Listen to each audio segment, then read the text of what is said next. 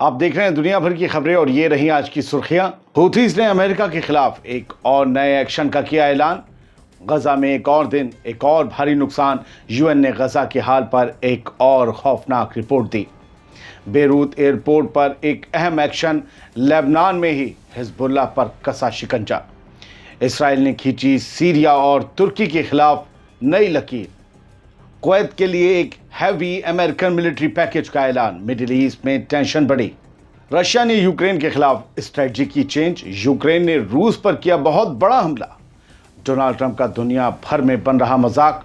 ऐसे आइलैंड पर भी लगाया टैक्स जहां सिर्फ रहती हैं पेंगुइन्स। और रोहिंग्या रेफ्यूजीज के हवाले से एक बड़ी डील। बांग्लादेश से वापस भेजे जाएंगे 1,80,000 रोहिंग्या।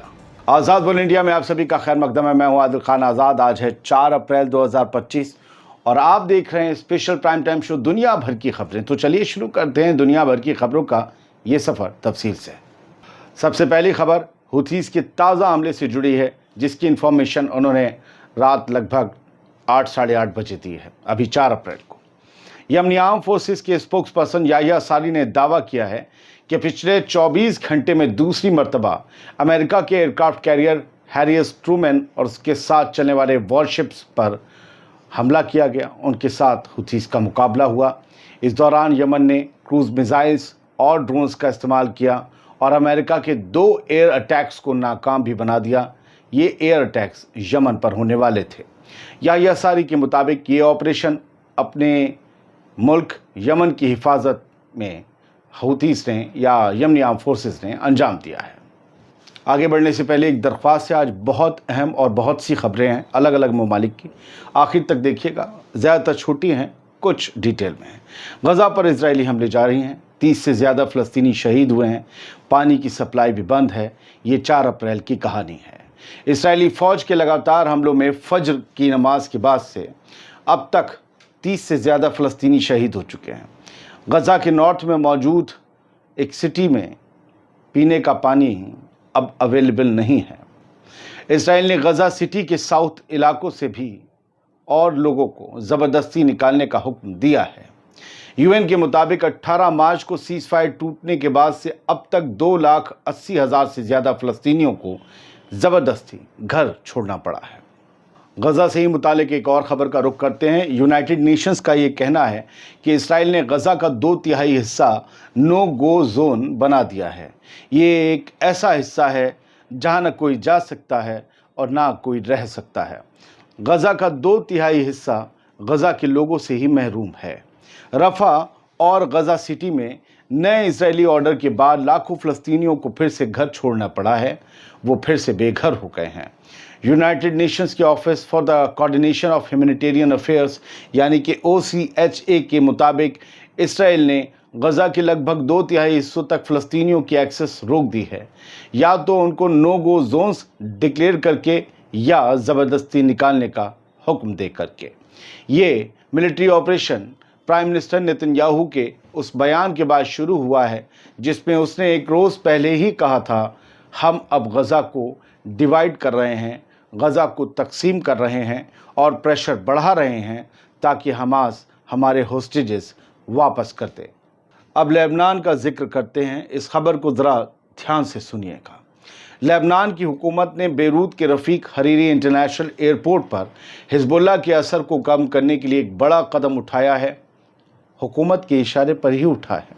रिपोर्ट्स के मुताबिक एयरपोर्ट के 30 से ज़्यादा काम करने वालों की सिक्योरिटी क्लियरेंस कैंसिल कर दी गई है, जो किसी न किसी तरीके से हिजबुल्लाह से ताल्लुक़ रखते थे। एक एयरपोर्ट सोर्स ने बताया कि ये फैसला उन लोगों पर असर डालेगा जो बैगेज हैंडल करते हैं, एयरक्राफ्ट में सामान लोड या अनलोड करते हैं, यानी जिनकी एक्सेस हवाई जहाज़ तक होती है, और सिक्योरिटी और लॉस्ट एंड फाउंड डिपार्टमेंट में काम करते हैं। हिजबुल्लाह से जुड़े इन लोगों को अब एयरपोर्ट के सेंसिटिव एरियाज़ में जाने की इजाज़त नहीं मिलेगी। जो भी सेंसिटिव एरियाज़ हैं, बाहर रहो। एयरपोर्ट के अंदर हिजबुल्लाह के लोगों को हिजबुल्लाह की आंखें और कान माना जाता था, जो आने जाने वालों के मूवमेंट पर नज़र रखते थे और इंटेलिजेंस मुहैया करवाते थे, जो अपने हेड तक की बात पहुंचाते थे कि बेरूत कौन आया, बेरूत से कौन गया, किसके साथ गया, कौन किससे बातें करते हुए उतरा, कौन है जो दुश्मन मुल्क से आया है, ये सब कुछ इन्फॉर्मेशन कलेक्ट की जाती थी। अब ये सब नील। ये भी बताया गया कि पहले हिजबुल्लाह अपने लोगों के लिए जॉब्स और एक्सेस परमिट्स लेने के लिए प्रेशर डालता था ताकि सिर्फ उन्हीं के मंजूर शुदा लोग एयरपोर्ट में काम कर सकें। इसी तरीके से हिजबुल्लाह ने एयरपोर्ट पर अपना कंट्रोल बरसों तक बनाए रखा, लेकिन अब हिजबुल्लाह लेबनान के अंदर ही हाशिए पर जाता दिख रहा है। हसन नसरल्लाह के बाद ये हिजबुल्लाह का सबसे ख़राब दौर है। बात सीरिया की, बात तुर्की और इसराइल की। इसराइल का सीरिया पर नया इल्ज़ाम सामने आया है। तुर्की के रोल पर भी खौफ का इजहार इसराइल की तरफ से किया गया है। दमिश्क, होम्स और हामा के एयरपोर्ट्स पर इजरायली एयर स्ट्राइक्स और दारा के करीब नवा सिटी में ग्राउंड हमले के बाद इसराइल ने सीरिया के खिलाफ अपनी धमकियां और तेज़ कर दी हैं। इसराइली ऑफिशियल्स ने टर्किश मिलिट्री एक्टिविटी का हवाला देते हुए सीरिया की लीडरशिप को नए मिलिट्री एक्शन की धमकी दी है। कल भी हमने आपको बताया था, आज भी बताया था, रोज़ ये सब कुछ खेल धमकी धमकी धमकी चल रहा है। लेकिन बेचैनी ज़रूर है इसराइल के अंदर तुर्की और सीरिया की बढ़ती दोस्ती को लेकर। इसराइल के फॉरेन मिनिस्टर गिदियोन सार ने तुर्की के सीरिया और लेबनान में बढ़ते रोल पर खुलकर अपनी परेशानी का इजहार किया। पेरिस में प्रेस कॉन्फ्रेंस के दौरान उनका कहना था कि तुर्की हर मुमकिन कोशिश कर रहा है कि वो सीरिया का मुहाफिज बन जाए, लेकिन तुर्की का सीरिया में आना इसराइल के लिए ख़तरा है। डिफेंस मिनिस्टर इसराइल काट्स ने भी, इसराइल का जो डिफेंस मिनिस्टर है, उसने भी इस बात का सपोर्ट किया और कहा कि इसराइल ये कभी कबूल नहीं करेगा कि सीरिया इसराइल के लिए ख़तरा बन जाए। दरअसल तुर्की सीरिया में अपना फ़ौजी अड्डा बनाने जा रहा है और यही इसराइल के लिए परेशानी का सबब है। हालांकि इसराइल तुर्की से सीधी टक्कर से भी बचना चाहता है, इसीलिए धमकी धमकी धमकी चल रहा है। अब बात उस मुल्क की जो हमारी खबरों में बहुत कम रहता है, कुवैत की। अमेरिका ने कुवैत के लिए एक $400 मिलियन के डिफेंस पैकेज की मंजूरी दे दी है।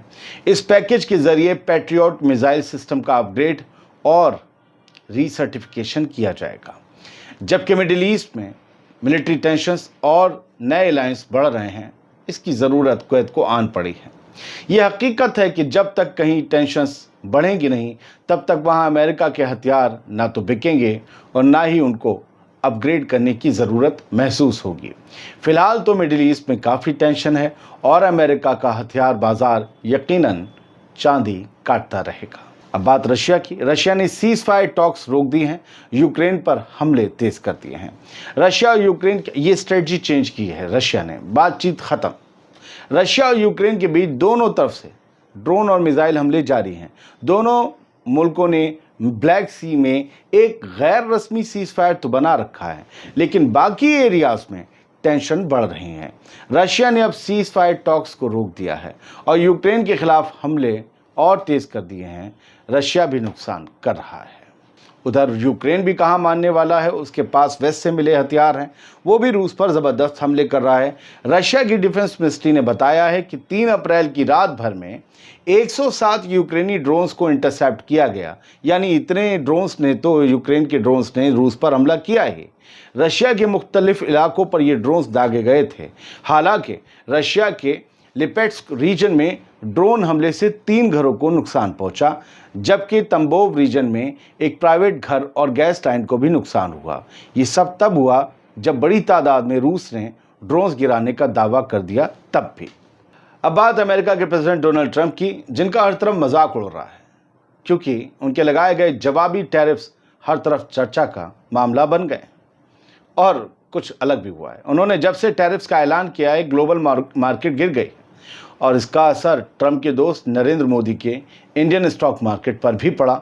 आज इंडिया का स्टॉक बाजार भरभरा कर गिर गया।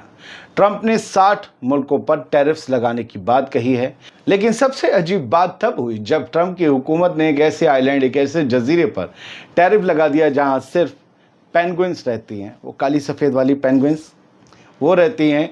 पता चला है वहाँ सील भी रहती है, लेकिन वहाँ कोई इंसान नहीं बसता। ये आइलैंड है हर्ड और मैकडोनल्ड आइलैंड।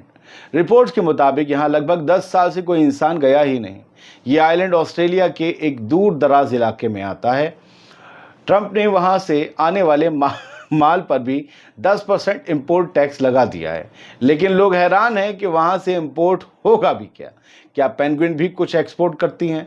ये सब सुनकर पेंगुइन भी बहुत गुस्से में हैं। इस न्यूज़ के बाद सोशल मीडिया पर पेंगुइन्स के मीम्स वायरल हो गए हैं और पेंगुइन्स के रंग के हवाले से ट्रंप के इस टैरिफ को ब्लैक एंड वाइट इशू कहा जा रहा है। एक मीम में तो आप देख रहे होंगे ट्रंप पेंगुइन से कह रहे हैं अपना टैक्स भरो, टैरिफ्स भरो, और पेंगुइन्स ट्रंप को जवाब देते हुए कह रही हैं कि हम अपना बिजनेस किसी और से कर लेंगे, कहीं और से कर लेंगे, लेकिन अमेरिका से नहीं करेंगे, जाओ यहाँ से। क्या मजाक है। अमेरिका को उसके प्रेसिडेंट ने ही मजाक बना कर रख दिया है। अब बात उनकी जिनकी बात बहुत कम होती है, रोहिंग्यास की। 1,80,000 रोहिंग्यास को वापस भेजेगा बांग्लादेश और म्यांमार से इसको लेकर उसकी डील हो गई है। लेकिन ये एक थोड़ी सी पॉजिटिव डील है अगर ये सही नीयत से अंजाम दी जा रही है तो।